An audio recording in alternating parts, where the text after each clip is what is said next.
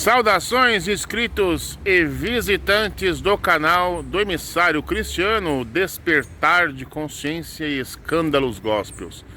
Chegamos à parte 9 deste estudo.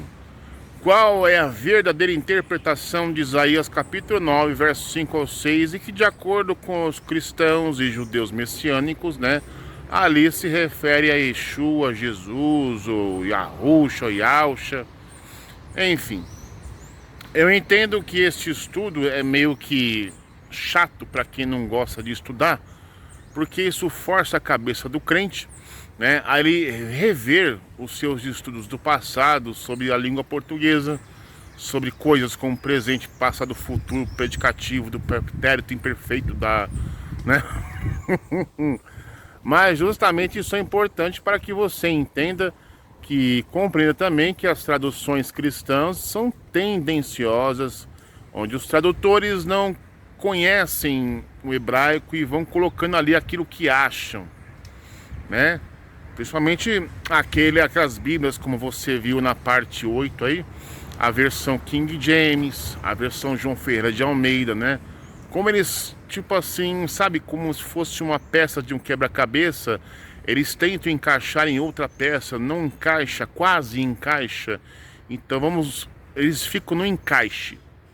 É uma fé baseada em gambiarras teológicas, E aí isso totalmente é corrigido com o hebraico, com a Bíblia hebraica, correto? Então vamos fazer a parte 9, depois a parte 10 e encerramos essa série. E aí eu vou soltar uns vídeos do Rio Gandes, Alguns vídeos que estão aí encalhados no canal, que tem que ser soltos, e brevemente nós vamos começar o estudo sobre a Trindade, estudo completo, topzera, cara, topzera. Ok? Vamos para o vídeo. Se inscreva no canal, você que não é inscrito, deixa aquele like, deixe seu comentário, compartilhe, solta a vinhetinha.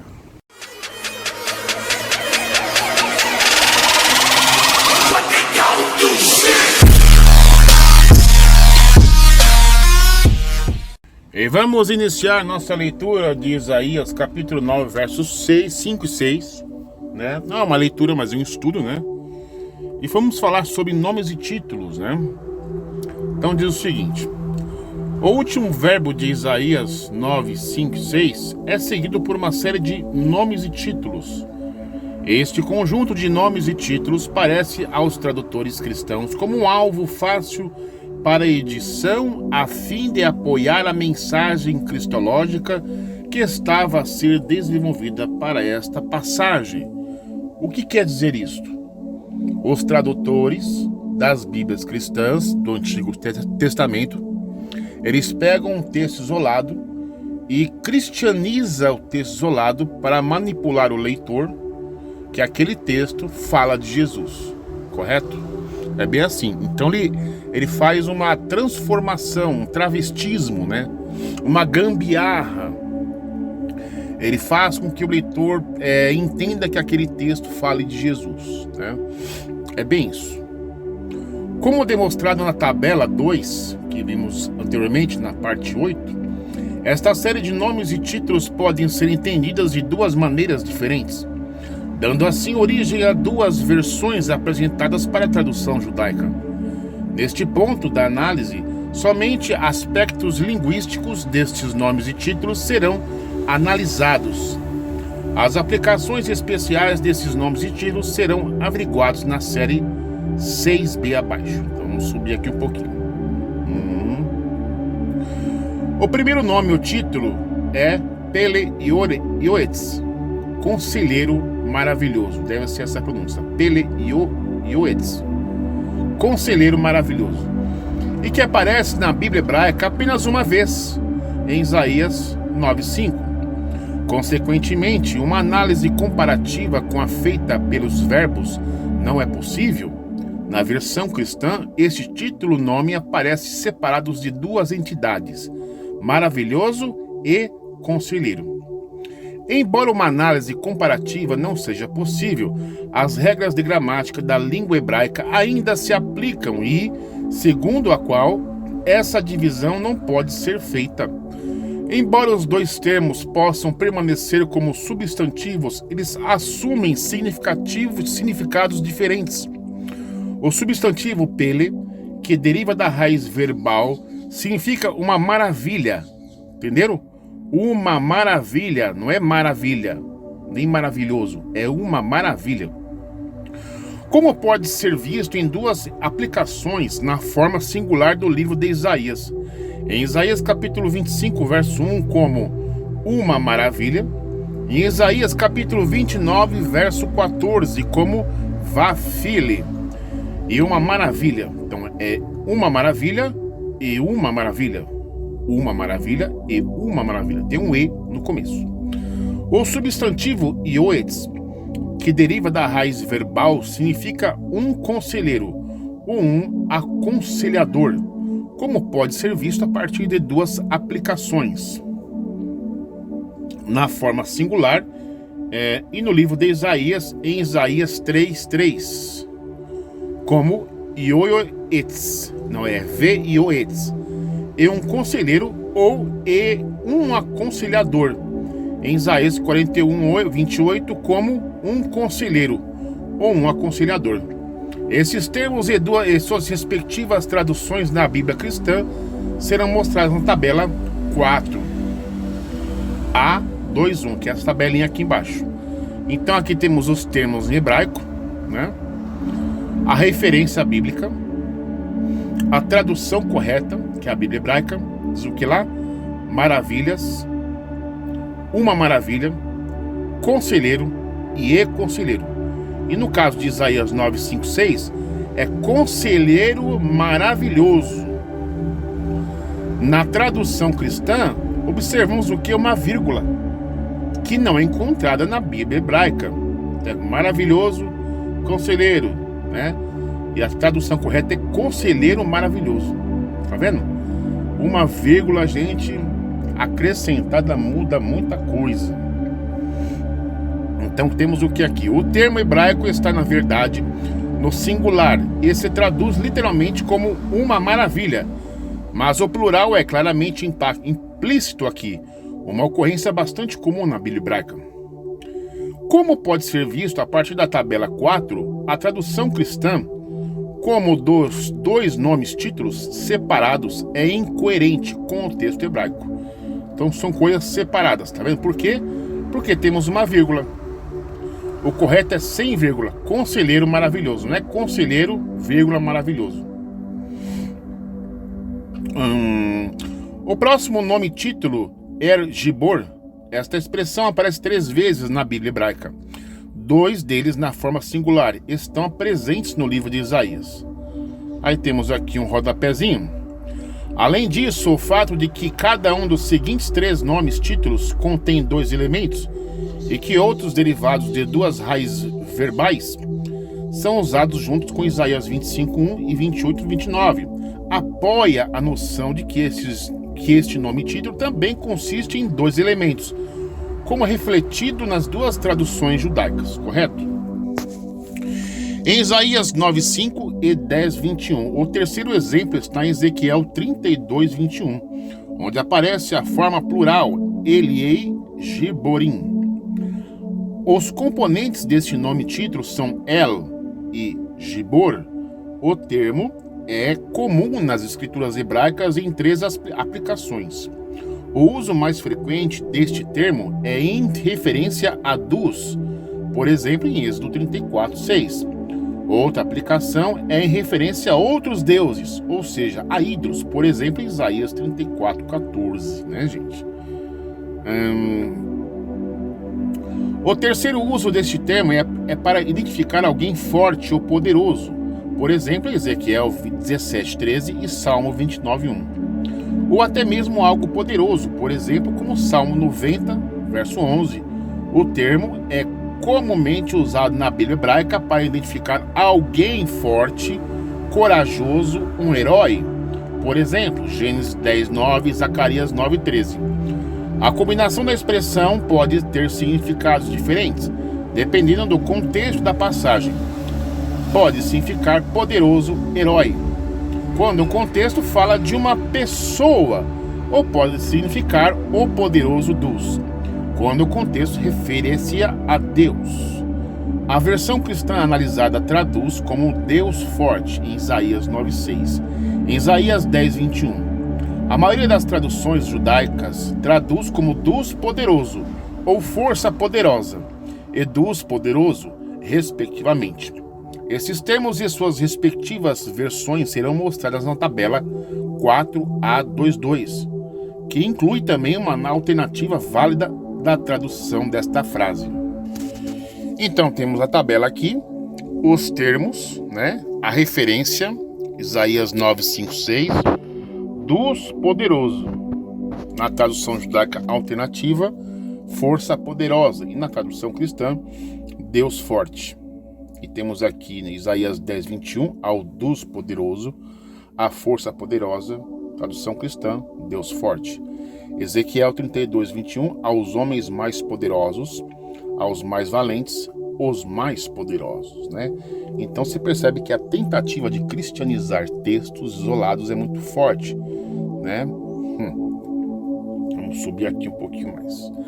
Embora algumas versões cristãs pareçam ser consistentes com as traduções judaicas, na forma singular, eles diferem do artigo definido, que é capitalizado em Isaías 9:6, mas não em Isaías 10:20.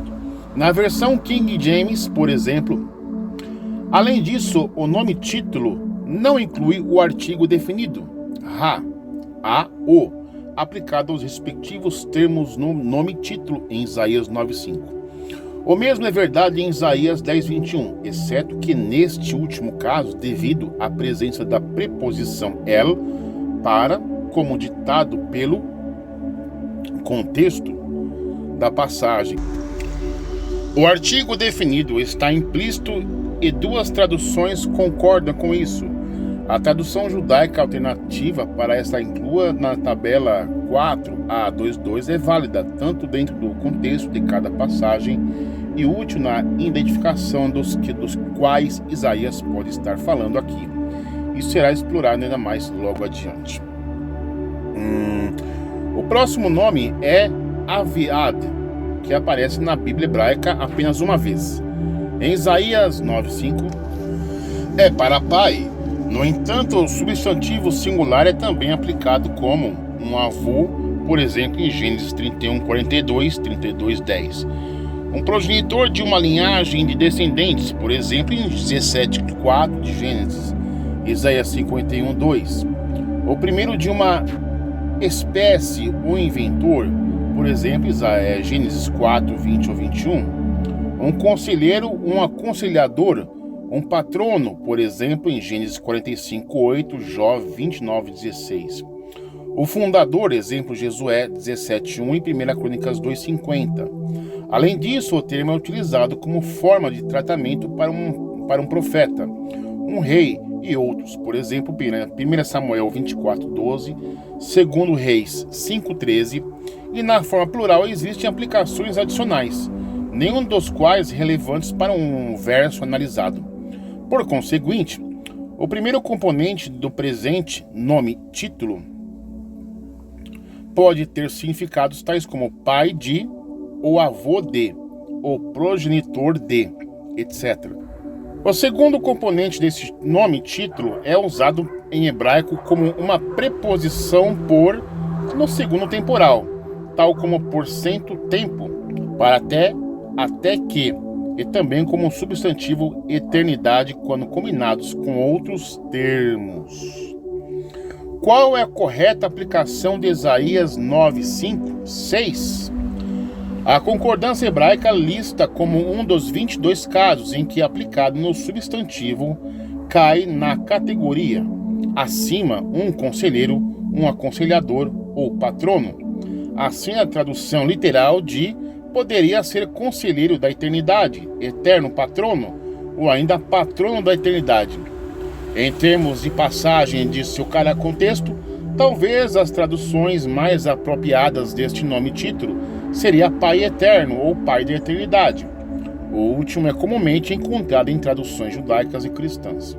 O Eterno Patrono. A versão cristã aqui analisada tem Pai eterno. Este termo é mostrado na tabela 4A23. Aqui está o termo, Isaías 9:5-6. A tradução correta pelo literal é eterno patrono, e a tradução cristã coloca o Pai eterno. Tá vendo? Gambiarra detectada. Nota-se que o artigo definido não está presente no nome título hebraico, uma vez que esta é uma expressão possessiva.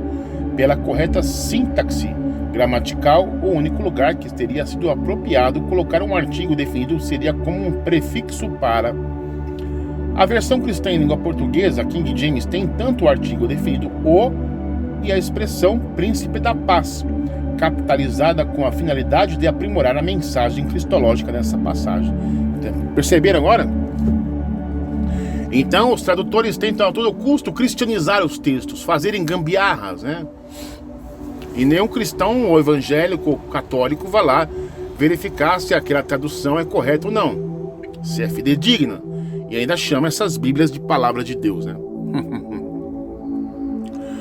O último nome é Sar Shalom, que aparece nas escrituras hebraicas apenas uma vez, em Isaías 9:5. Portanto, como no caso anterior, nenhuma comparação é possível. Mais uma vez, no entanto, uma análise linguística será útil para compreendê-lo corretamente.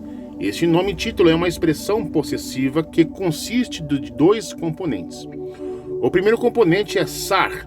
Embora parte de uma construção possessiva, é idêntica em forma ao substantivo que aparece na Bíblia hebraica 111 vezes, na forma singular em várias inflexões e combinações com preposições e conjunções, significando um oficial do governo, por exemplo, um governador, um ministro ou um nobre.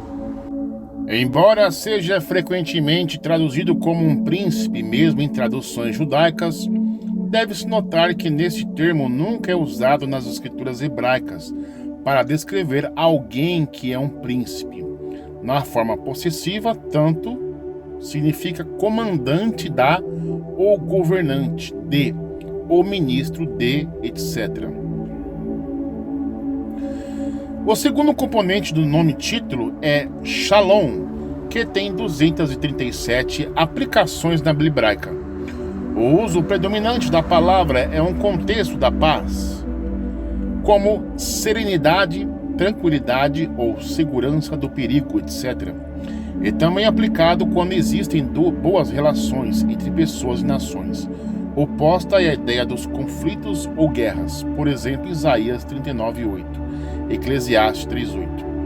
Duas aplicações adicionais mais ou menos frequentes disso são de status ou de condição, por exemplo, Gênesis 37:14 e Isaías 54:13.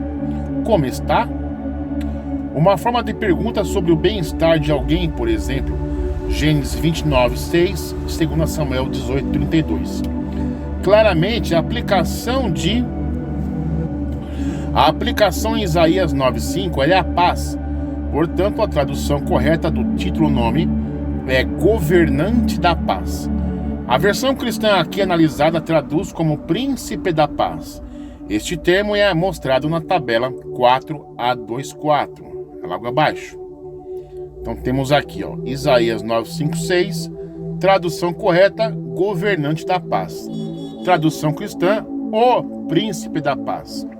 Então veja na sua Bíblia de estudo aí, se tiver uma em casa aí, veja como está e coloca nos comentários aí, tá? Se não tiver de acordo com a tradução correta, príncipe, governante da paz, é uma tradução tendenciosa, falsa, enganadora. Note-se que no antigo artigo definido não está presente no nome título hebraico, uma vez que esta é uma frase possessivo. Pela correta sintaxe gramatical, o único lugar que teria sido apropriado colocar um artigo definido seria como um prefixo para este nome aqui em hebraico, eu nem vou pronunciar para vocês. A versão cristã da língua inglesa, King James, tem tanto o artigo definido o e uma expressão príncipe da paz, capitalizada com a finalidade de aprimorar a mensagem cristológica. Entenderam? Mais uma vez, desonestidade dos tradutores em tentar cristianizar para fazer o seu proselitismo, eles tentam manipular os textos, tá? Outra terminologia de interesse. Como observado acima, a diferença entre as respectivas interpretações de Isaías 6, 9, 6 e 7 é mais sutil. Essa sutileza caminha lado a lado com as mudanças realizadas no verso anterior, cujo objetivo foi mudar o foco do verso. Ou seja, a atenção é desviada de um indivíduo para o profeta, tinha em mente em Isaías 9, 5, 6. Aquele que acabaria por se tornar um justo e bem-sucedido rei de Judá, sentado no trono de Davi, para o Senhor e Salvador do cristianismo. Como uma continuação direta do verso anterior, o texto hebraico de Isaías 9,6 e sua interpretação judaica em língua portuguesa começa com a explicação de logo e complexo nome e título dado à criança. O texto indica que Deus irá ajudar a criar essas condições para a criança estar sendo referida em Isaías 9,5,6, o futuro rei da linhagem do rei Davi. Se Isaías 9,5,6 fosse a respeito de Deus, então a declaração seria para consolidar seu governo e a paz sem fim, para sob o trono de Davi o seu reinado. Em Isaías 9,6,7 equivaleria a colocar Deus em uma caixa, ou seja, seria equivalente a restringir severamente Deus. Essa frase descreve o reinado de um rei bem-sucedido como o rei Salomão, cujo reinado foi descrito em semelhantes termos em outras partes da Bíblia hebraica. 1 Reis capítulo 2, verso 12. E Salomão se assentou no trono de Davi, seu pai, e o seu reinado estava estabelecido firmemente, né? Compare isso com a visão de Isaías de 3 capítulos antes de Isaías 9, 5, 6, 7, que está em nítido contraste com que um monarca mortal. Diz lá Isaías 6:1: No ano da morte do rei Uzias, eu também vi ao Senhor assentado sobre um alto e exaltado trono, e suas extremidades inferiores preenchiam o templo. Se essa criança em Isaías 9, 5, 6 se tornou o único governante do reinado de Davi e nada mais, não seria presunçoso atribuir divindade a alguém cujo governo não ultrapassou os limites da carne e osso? Pense, crente, pense. Finalmente, existe o termo enketz. Esta expressão pode funcionar tal como adjetivo que significa sem fim e como uma frase descritiva. Como não há fim ou sem fim, de acordo com o contexto, este mesmo termo aparece 3 vezes na Bíblia hebraica.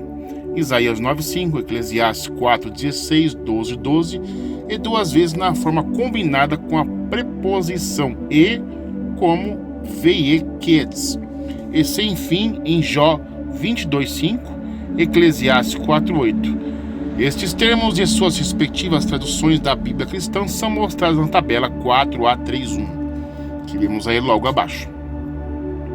Tá vendo aqui, ó? Sem fim, sem fim e sem fim, sem fim. E na tradução cristã não haverá fim, tá vendo? Ah, parece que é, mas não é, cara. Tem que ser traduzido literalmente. É interessante notar que a Bíblia cristã transforma a expressão em Isaías 9, 6, 7 em uma frase no futuro, enquanto em todos os outros casos a frase é colocada no tempo presente. Este é também parte do esforço para continuar a mensagem transmitida para a tradução cristã no verso anterior. O que há em um nome? Como mostrado na tabela 2.1, existem 2 traduções judaicas plausíveis do texto em hebraico, cada um dos quais é compatível com a síntese gramatical de Isaías 9:5, cada um dos quais trata a sequência dos nomes e títulos nele. Por outro lado, a versão cristã no verso 6 de Isaías 9, que tipifica a maioria de outras traduções cristãs desse versículo, parece enfatizar e aplicar mal esta sequência de nomes e títulos.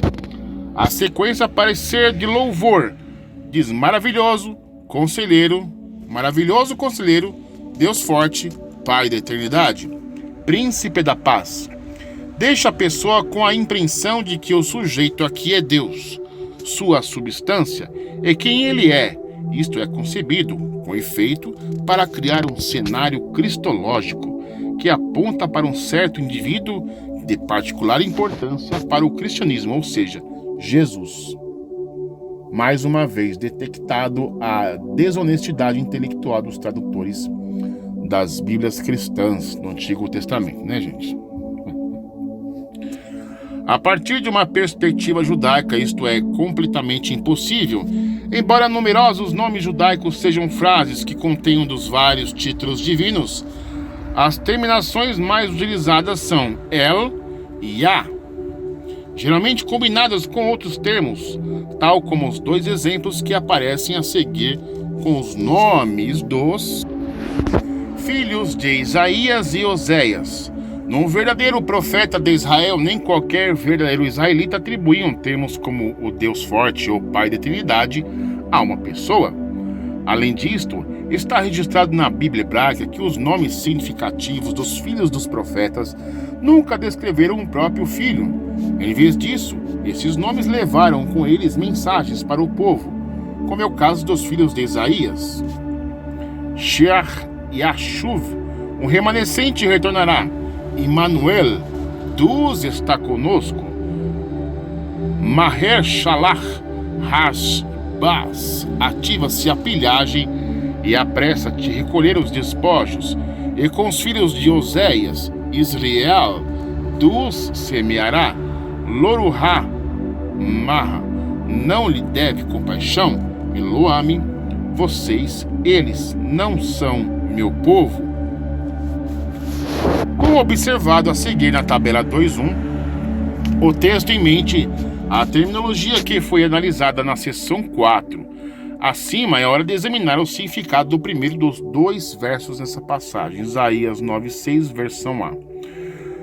Tradução judaica: pois nasceu entre nós uma criança, um filho nos foi dado, e sobre seus ombros foi colocado autoridade, e por isso ele, o maravilhoso conselheiro, Deus poderoso, Pai eterno, chamou o seu nome, príncipe da paz. Aí texto hebraico aqui, bonitinho, né?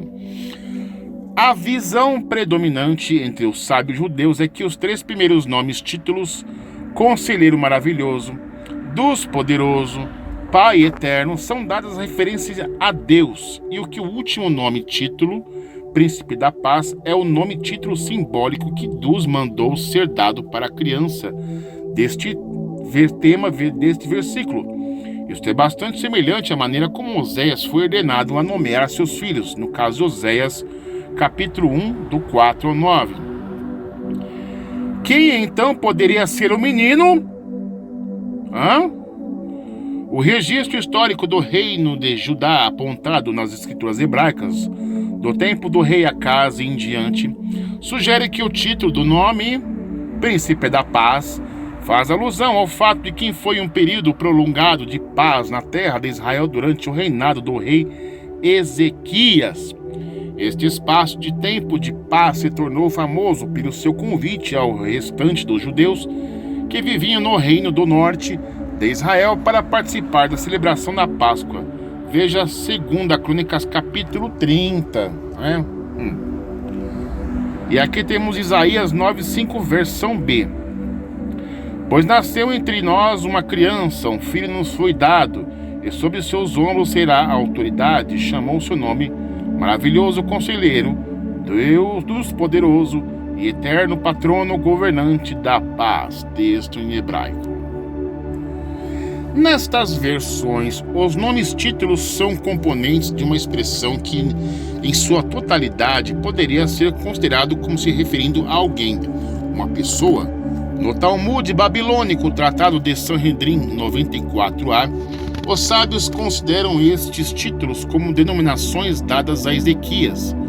O Rabi Abraham ibn Ezra, exegeta judeu espanhol, gramático e filósofo do século XII, sustenta este ponto de vista e relaciona esses nomes títulos a eventos e situações que ocorreram durante a vida de Ezequias.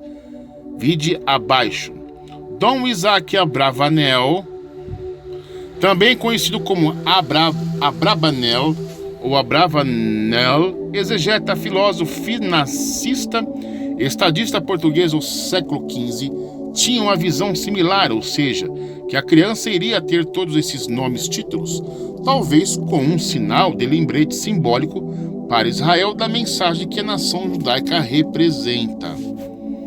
O Rabin Imbi Ezra principalmente observa que Ezequias, sendo uma pessoa justa, aceitou o jugo da Torá e assim assumiu a autoridade ou domínio de Dus. Os parágrafos a seguir mostram como Ibn Ezra relaciona os componentes que compõem o longo nome simbólico desta criança para algumas das ações de Dus durante o reinado de Ezequias. O rei justo de Judá, que sucedeu seu pai não tão justo, o rei Acaz, no trono de Davi. E na parte 10 vamos falar sobre isso aqui, ó, maravilhoso conselheiro. Até a próxima. Fui.